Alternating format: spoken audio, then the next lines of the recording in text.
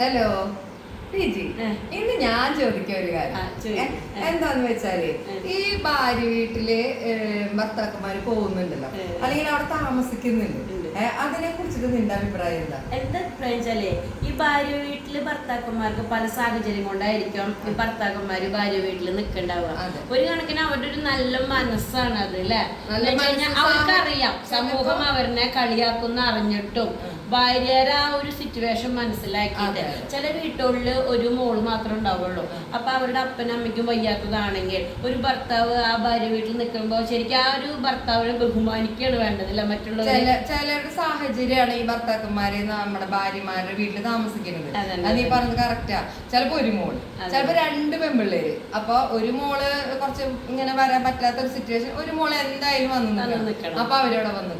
പക്ഷെ ഈ വന്ന് നിൽക്കുമ്പോ ബാക്കി പുറമേയുള്ള ആൾക്കാർ പറയുന്നുണ്ടായിരിക്കും പല പേരുകളൊക്കെ പറയാം, അവൻ പെൺകോന്തനാണ്, അവൻ അവളുടെ സാരി തുമ്പിലാണ് നടക്കണേ. പക്ഷെ അങ്ങനെയൊക്കെ പറയുമ്പോ അതൊരു ഈ നിക്കണ ആണൊരുത്തൻ അതന്നെ ആ ഒരു ഭർത്താവിന് അത് എത്ര ഫീൽ ചെയ്യുന്നറിയോ. പക്ഷെ അവരുടെ സാഹചര്യം ശരിക്കും ആ ഒരു മനുഷ്യന്റെ നല്ല മനസ്സാണ് അത്.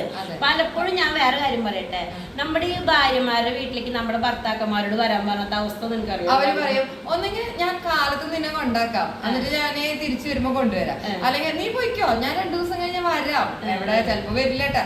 നമ്മള് വരുവോ, എപ്പോഴാ വരിക, എപ്പോഴെത്താ, ഇങ്ങനെ. അതുമല്ല, അവരും കൂടി നമുക്ക് വരുമ്പോഴാണ് നമുക്കൊരു സന്തോഷം കൂടുതൽ. എല്ലാവരുടെ കേസിൽ അങ്ങനെ തന്നെ, ഞങ്ങളുടെ മാത്രല്ല.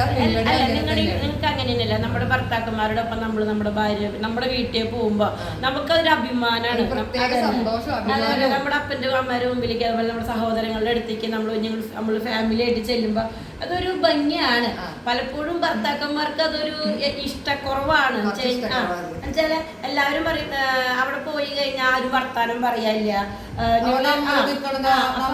നമ്മള് കല്യാണം കഴിഞ്ഞിട്ട് പെണ്ണുങ്ങൾ എങ്ങനെയാ ഭർത്താക്കന്മാരെ വീട്ടിലേക്ക് അവരാരും സഹായില്ലാണ്ട് നമ്മള് കയറി.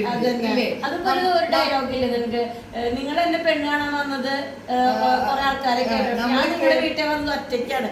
അത്രയൊക്കെ ഒരു പെണ്ണിന് ഭർത്താവിന്റെ വീട്ടില് വർഷങ്ങളോളം നിക്കാന്നുണ്ടെങ്കിൽ ഭാര്യ വീട്ടില് ഒരു ദിവസമോ അല്ലെങ്കിൽ കൊല്ലത്തിലൊക്കെ ആവും, വല്ല പെരുന്നാൾ അല്ലെങ്കിൽ വിഷു, ഓണം, ക്രിസ്മസ്, അങ്ങനെയൊക്കെയാണ് ഈ ഭർത്താക്കന്മാര് ശരിക്കും ഭാര്യ വീട് കാണുക.